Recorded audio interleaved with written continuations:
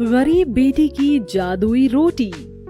रजनी, और कितनी देर लगाएगी? तेरे बापू कब से बैठे हैं, अब ले आ खाना। बस लाई माँ। रजनी को खाना लाता देखकर पिता किशन ने मुस्कुराहट से पूछा, अरे आज मेरी बिटिया ने क्या क्या बनाया है? बाबा, मैंने आपके लिए भिंडी की भुजिया बनाई है और सूखे आलू भी। फिर तो आज मैं पेट भर कर रोटी खाऊंगा। 2 तरह की सब्जी बनी देखकर ललिता बड़बड़ा उठती है। अरे लड़की, 2 टाइम की सब्जी एक ही बार में क्यों बना दी तूने? एक तो ऐसी तेरे बाबा की कमाई धमाई नहीं है और महंगाई इतनी है। जाने दो ललिता, अब तो बना दिया बिटिया ने। कल को ब्याह कर अपने ससुराल चली जाएगी ना तो बहुत रोगी तुम। अब गुस्सा थूक दो और बिटिया के हाथों का खाओ। ये लो। किशन जैसे ही खाने का निवाला ललिता को खिलाता है, ललिता का मुंह चढ़ जाता है। आथू, अरे बेलुड़ी, आज फिर तूने रोटी जला दी। अरे तेरे दादा परदादा की आटा चक्की नहीं जो मुफ्त का आटा आता है, दाम देखकर खरीदना पड़ता है। रोज रोज जली रोटी बनाती है। यही हाल रहा तो पता नहीं ससुराल जाएगी तो कैसे बरसेगी।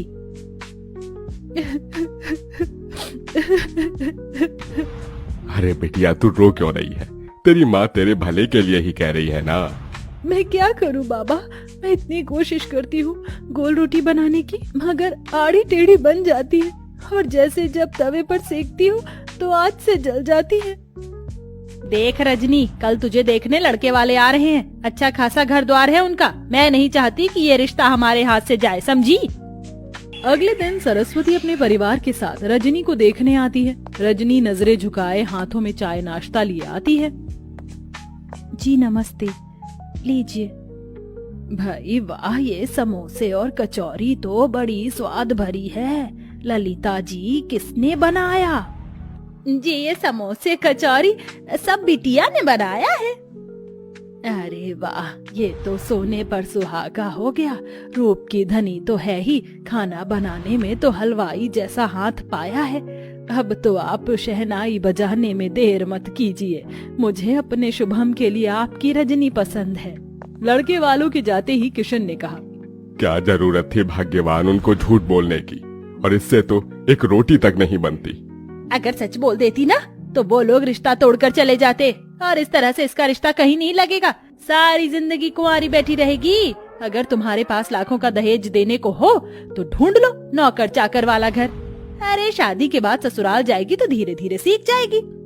थोड़े दिन में रजनी ब्याह कर ससुराल आती है, जहाँ जेठानी चंद्रलेखा हुक्म चलाते हुए बोली, देवरानी जी, तो पहली रसोई में मटर पनीर की सब्जी, छोले और मीठे में खीर बनाना और पूरी की जगह पर रोटी बनाना।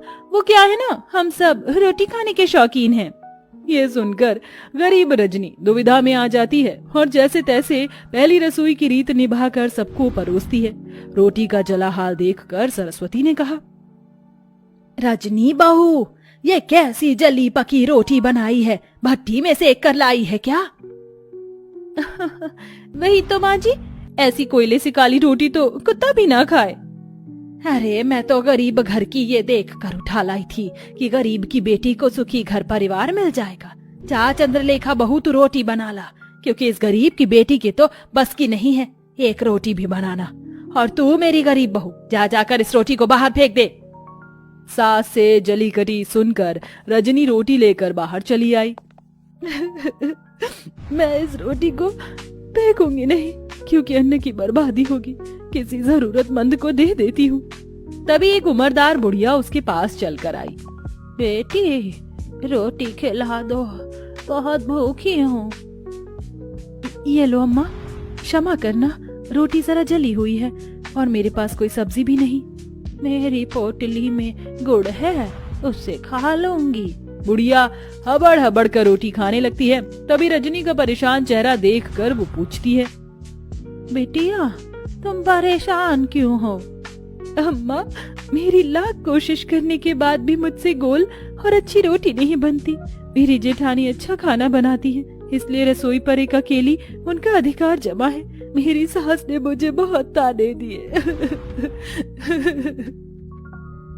तत्पश्चात बुढ़िया पोटली में से एक तवा उसे देकर बोली, ये लो बेटी, ये जादुई तवा है, इससे अब तुम्हारी सारी परेशानी टल जाएगी। इस तवे पर बनने वाली रोटी जादुई रोटी होगी। धन्यवाद अम्मा। रजनी बुढ़िया का दिया हुआ जादुई तवा घर लेकर आई और अपनी सास से निडर होकर कहा, माँ जी, रात की रसोई मैं पकाऊंगी, इस बार कोई भूल चूक नहीं होगी, वादा करती हूँ। लगता है सवेरे की बेइज्जती से मेरी गरीब देवरानी का मन नहीं भरा, जो फिर जली कच्ची रोटी बनाकर नाक कटवाना चाहती हैं। देवरानी जी को एक मौका दे दीजिए माँ जी। ठीक है, मगर इस बार की रोटी भी तूने जली बुरी बनाई तो मैं तुझे कतई माफ नहीं करूंगी मेरी गरीब बहू। रजनी रसोई में लग जाती है। सब्जी तो बन गई, अब फटाफट से रोटी बनाती हूँ। रजनी जैसे ही चूल्हे पर तवा चढ़ाती, वह खरे सोने के समान चमचमाने लगता है। वह टेढ़ी मेढ़ी रोटी बेलकर तवे पर जैसे ही डालती है, रोटी जादू से एकदम गोल आकार की बन जाती है। अरे वाह, पहली बार मेरी रोटी एकदम गोल और प्यारी बनी है। ऐ मेरी जादुई रोटी, मैं चाहती हूँ कि तुम एकदम फूली बन जाओ। गरीब रजनी के कहते जादुई रोटी फूल कर गोल मटोल हो जाती है। वह सभी को रोटी परोसती है, जिसे खाकर सब दिल खोल कर तारीफ करते हैं। वाह रजनी बहू, तुम्हारी बनाई रोटी में अमृत जैसी मिठास भरी है। सचमुच रजनी, बिना सब्जी के भी रोटी बड़ी स्वाद लग रही है। सच में रजनी बहू, तेरे हाथ की रोटी खाकर तो जी ही नहीं भर रहा। जाने क्या जादूगरी भरी है तेरी इस रोटी में। धन्यवाद माँ जी। रजनी की तरफदारी सुनकर चंद्रलेखा भीतर ही भीतर जल भूल रही थी। सवेरे तो एकदम गुड़गोबर खाना बनाया था इसने, एकदम से ऐसा क्या चमत्कार हो गया जो मेरी गरीब देवरानी इतनी गोल फूली रोटी बना लाई। यूं ही दिन गुजरने लगे। तवे के सहारे रजनी ससुराल वालों को जादुई रोटी बनाकर खिलाती। सभी उससे खुश रहने लगे। एक दिन उसके माता पिता उससे मिलने आए। जी नमस्ते। समधन जी, समधी जी, आप दोनों आइए ना। रजनी बहू, देख तो कौन आया है। अपने गरीब माता पिता को देखकर रजनी की आंखों में आंसू छलक आए। माँ, बाबा, कैसे हैं आप? हम ठीक है बिटिया, तुझसे मिलने का मन किया तो आ गए। तुझे सुखी देखकर अच्छा लगा, अब चलते हैं। अरे ऐसे कैसे आए हैं, तो अपनी बेटी के हाथों की रोटी खाकर जाइएगा। रजनी रसोई में आकर रोटी बनाने में लग जाती है। आज मौका अच्छा है, जाकर देखती हूँ ये माजरा क्या है। चंद्रलेखा बहू, कहाँ चल दी? जाकर हल्दीराम से मिठाई समोसे ले आओ। जी माँ जी।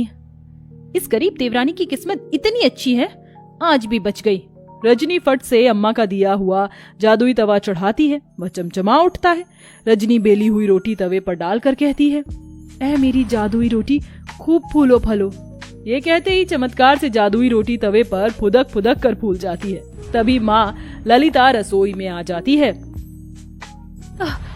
माँ, तुमने मेरी जान निकाल दी। अरे वाह रजनी, तू तो बड़ी अच्छी रोटी बनाने लगी। तभी जादुई रोटी खुद पर इतराई और कहा, वो तो बनी ही थी, हम जादुई रोटी जो है।